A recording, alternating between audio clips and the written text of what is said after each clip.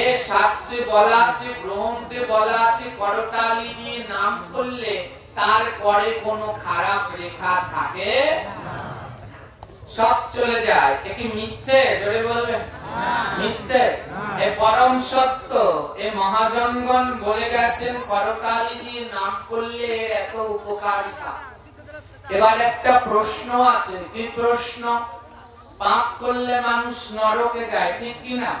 পুণ্য করলে যায় স্বর্গে, আর কৃষ্ণকে ভালোবাসলে যায় গোলক বৃন্দাবন। তো এবার পাপ করলে কোথায় যায়? নরকে। পুণ্য করলে?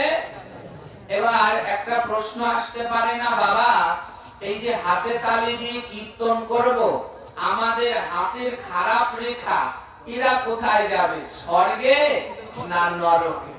আমাদের এই হাতের খারাপ রেখাগুলো কোথায় বাস হবে, স্বর্গে না নরকে? মহাজনগণ